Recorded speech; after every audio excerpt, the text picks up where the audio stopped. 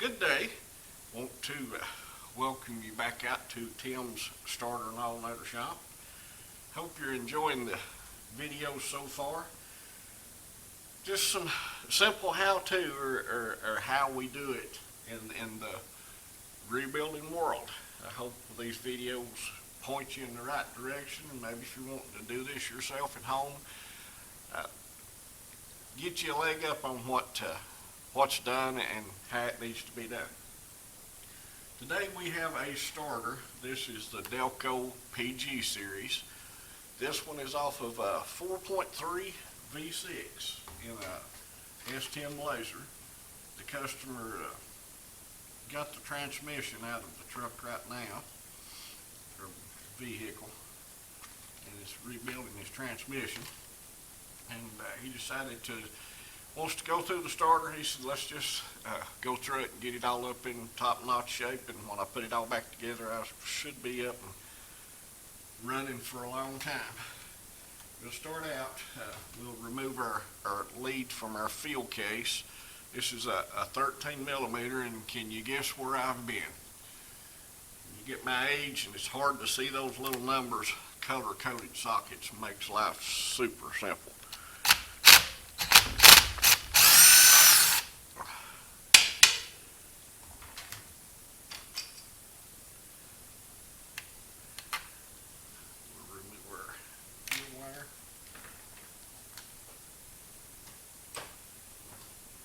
Tie bolts that holds the field case onto the DE housing, drive-in housing. Those are a 10 millimeter. We will remove those.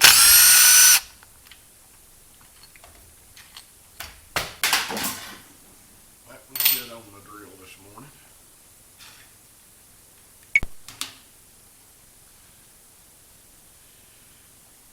We've removed our tie bolts. At this point, you can just pull the field case up off and push our armature out. And you can see here on his brushes, worn quite a bit. The starter wasn't bad, but if you can see how much is left.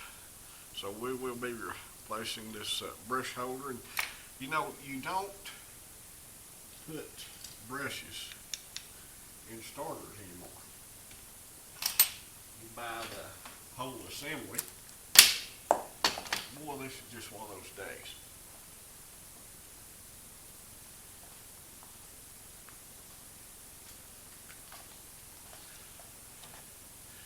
You buy the completed brush assembly. These are a 7 millimeter.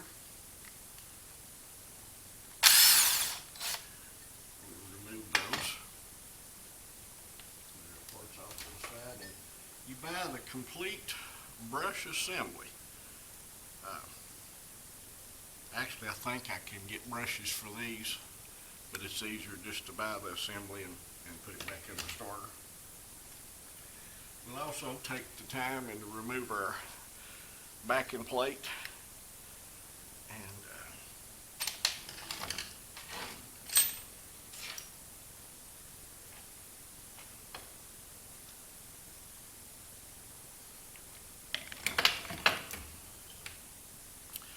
Remove our planetary gears. Always pull those out and check them. A lot of times you can have like a chipped tooth or something on those. We'll check those out. Those look good though. We'll remove those. Lay those off to the side, and then got a small plastic ring or rubber, whatever you want to call it. This is just to a vibration dampener. Is what its whole purpose in life is. We'll remove that. Then we'll take our starter and let's turn it up endways, and we will remove our seal-on switch.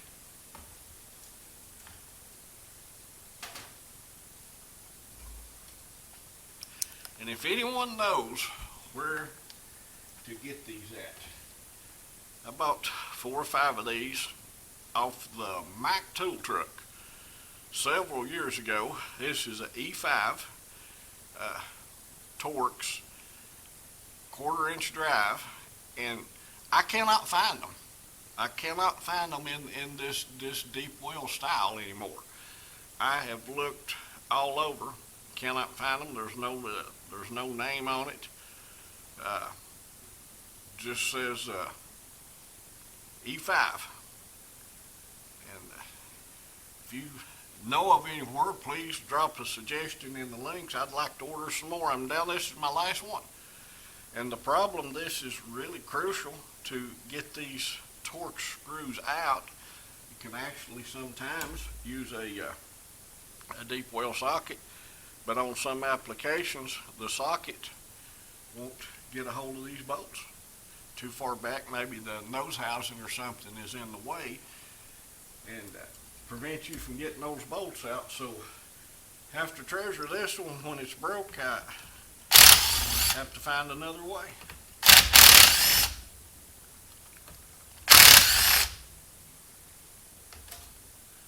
We'll remove our solenoid switch and our 3 screws.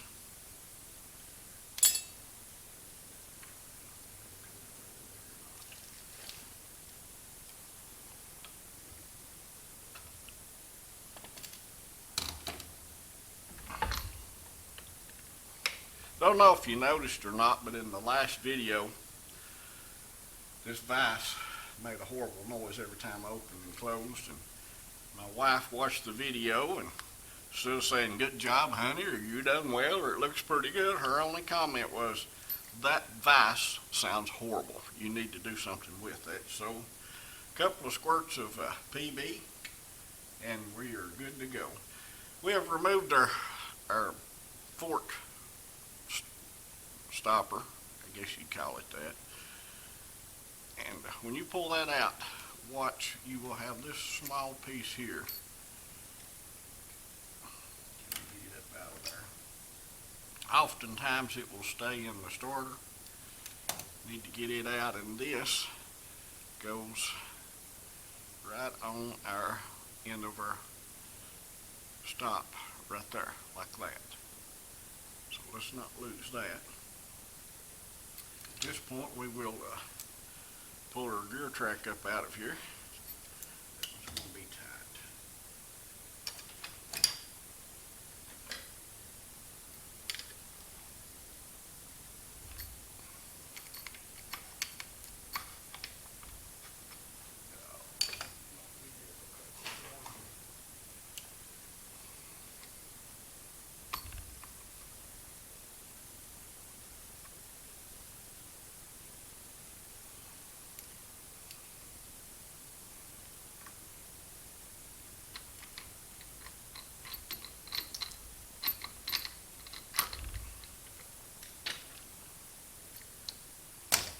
Fork assembly, and always at this point look at your gear track, and believe it or not, this is plastic and they'll last for hundreds of thousands of miles. So these gear drive starters are good starters, excellent starters actually. They start vehicles good on a cold morning and have a lot of cranking power, but the one thing they will not stand is repeated cranking. So if you have a vehicle that's maybe got something wrong with it, it's hard to start, you need to look into it, because they will bust these gear tracks. We'll inspect this one, may replace it, we'll get and see what it looks like. At this point, we will remove our bendix. These have the, off your planetary shaft, they have the collar and a snap ring. And we will remove those. Just give it a peck, and you can see, hope you can see that, the collar has came back and left our snap ring in the groove. The purpose of this snap ring, this is spline or threaded, and if you didn't have this stop collar, it would literally thread the drive right off the starter, and I have seen them, this collar would break. And what would happen when the starter would start, this would thread out and thread completely off, and I've seen it actually push the back off the starters and push the starters apart. So that's something we always want to replace new when we build these units. They're not hard to remove the best way. If you're like me, I've got several, but if you're at home and just have the one, you can just take your pliers and just walk the ring right up off of it. There's your snap ring. Stuck to my glove. And then we will remove our stop collar. Come off of there like this. Slide our drive off. And always check. I think we're going to replace this one. The bushing is worn pretty bad in it. So we'll replace that. I'm going to pause for just a second and step over here and get us some parts, and I'll be right back.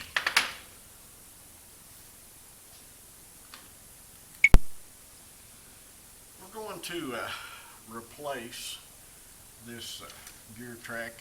It's all right to reuse these. We do in a lot of cases. This one actually has a couple, I don't know if you can see that on the video, a couple of the teeth are flattened out or messed up, so we'll just replace this. You want to do this, drop your pinion shaft in this way, then install your new Bendix. I'm going to try this. I've actually got a tool to do this with, but I'm going to show you how you can do this at home if you're doing it yourself. Install your stop collar. Then you can install your, start your snap ring. I hope you can see that. Down on, slide it down into the groove. Like I said, I've got some pliers or a tool to do this, but you can do it this way. Just tighten your snap ring down, and if you've got a vise, take your drive or your pinion, just snug it down in the vise and clamp onto your drive. And as you roll it, it will push the collar up against the actual snap ring.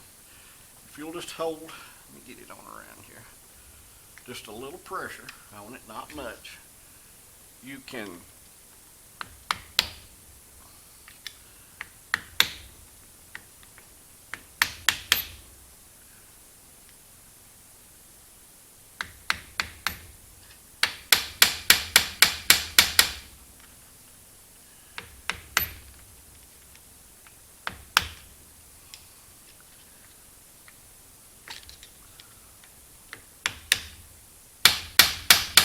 still not there.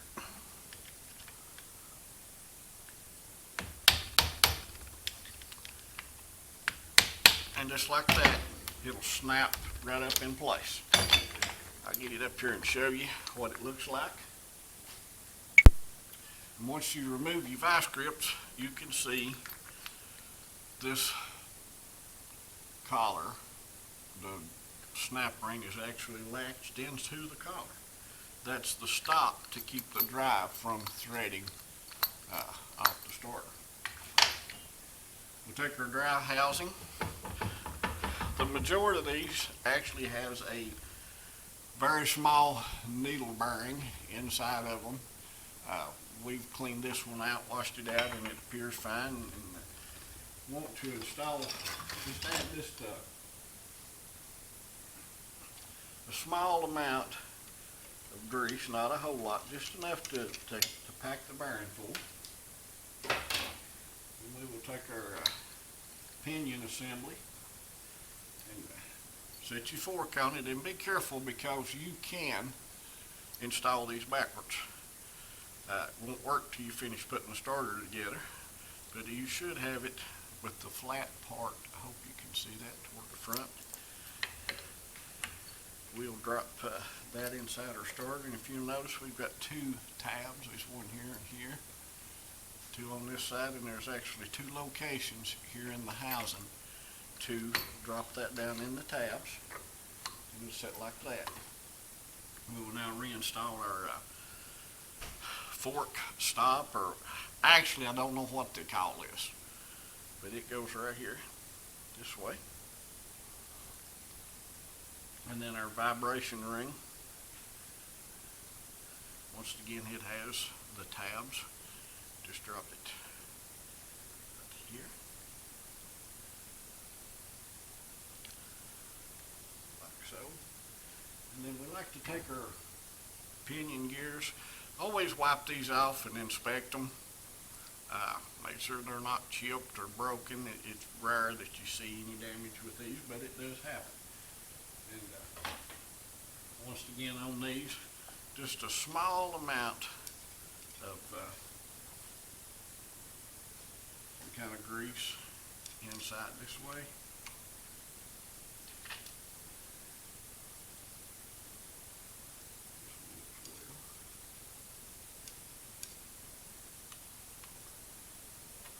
And same thing on this one. Just a small amount of grease. And I don't know if there's a right way or a wrong way to install these, but I always put them back in the same way they came out. That way there's no question. We'll drop that in, and we'll take our retaining plate. I have cleaned this one up and just wiped it off a little bit. And just a small coating of grease. It just doesn't take much. And if you'll notice on our fork stop, we've got a tab right here. Not only is that, but that will also be the tab for our field housing. We'll set right here. When you install your retaining plate, put it under the tab this way, and it should just sit down in there. We have taken our armature. I polished it out. Nothing wrong with it. It cleaned up real well. No wire. We didn't have to turn it, just polished it. Got it ready to go. Now we will install our brush holder. These come, I can't remember the part number on this. I will look.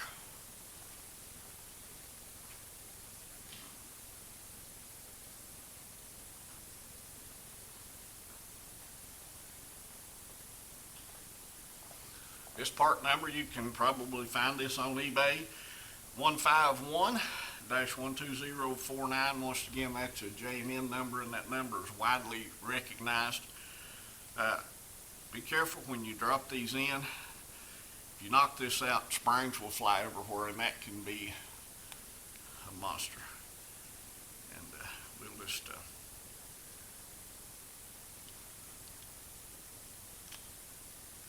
work it down onto our armature shaft, like so.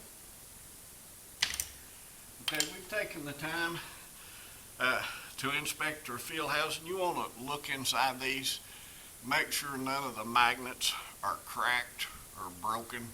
If they are, it will have to be replaced. This one is in good shape. Once again, the customer just had the transmission out of his vehicle and just wanted to go through his starter while he had it off. So inspect those magnets. Now, here's the way we do this. For your armature, get a hold of it with your hand like this and hold it like that. Because when you start into this field housing, these magnets will pull this armature out of your hand and release your brushes. I always take my finger, go through, get against the end of your armature this way. That way you can control your armature as you slide it back together, just like that. This particular brush holder has a tang on it that lines up right here in this notch. Once again, we've got this notch right here on our field case. Hope you can see that. Drop it onto our starter and rotate it around, and you will feel it fall into the notch. Also, this starter, I left this part of the video out. I have replaced this bushing, and also on these, I like to put just a small amount of grease, not much, very little amount. And because these are oil impregnated bushings, you can stick one to the grinder and smoke a roll off of it, but I like to put a little grease on them anyway. We'll take our cap and drop it on our starter. You see at this point we're lined up with our brush holder screws, and our tie bolts are lined up also. We'll reinstall these.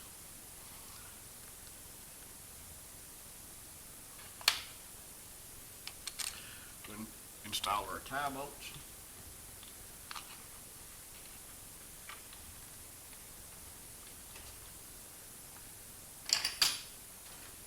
Again, these are a 7mm.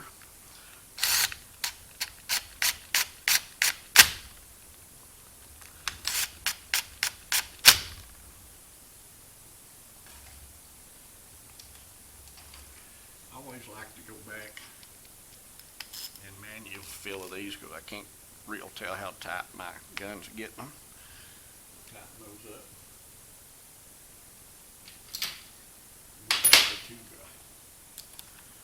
10mm. I like to run those down, and just as this one pulls down a little, come back and catch this side up. That way you're pulling your field case down straight. And I like to manually tighten those also. At this point we can we'll set our starter up and actually give it a test run.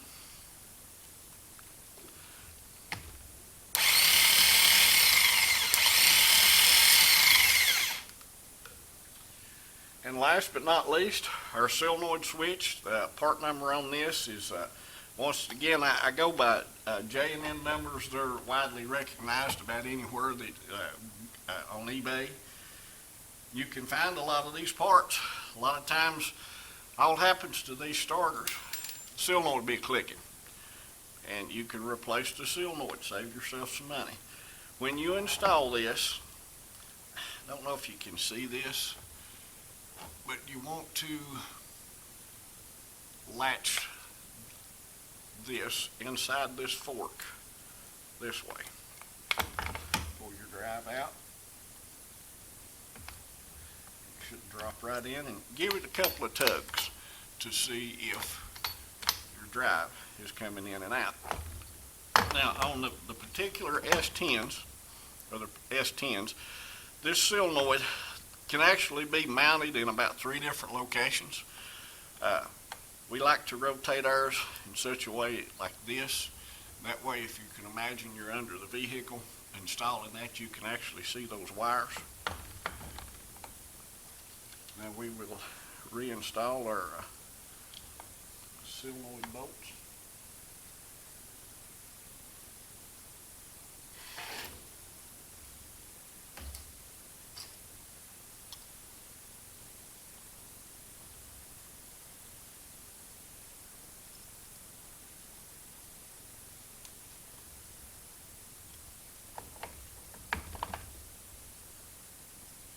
I always like to start these by hand.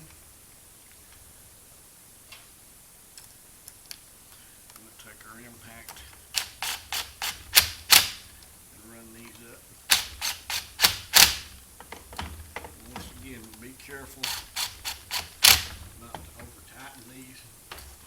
You can strip the back out of, or strip the threads out of that solenoid because they're only about 3 threads deep. You have to be careful. Don't lose your screws, because if you install one that's too long, it will not work in your starter. We'll install our field lead.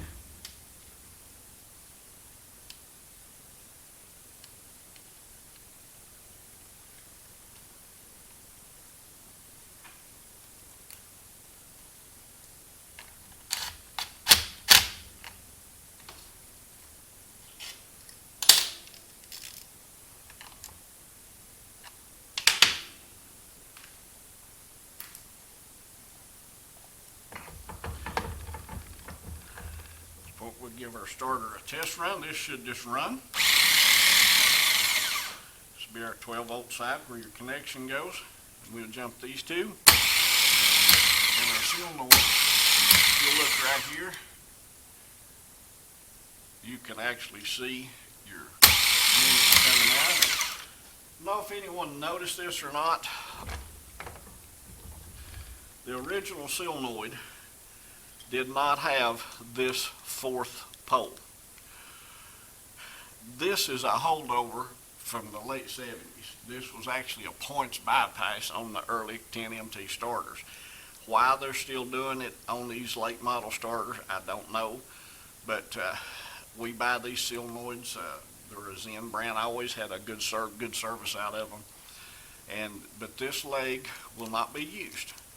Your 12-volt lead right here, your battery wire right here, and your key switch wire will go right there. And we are complete.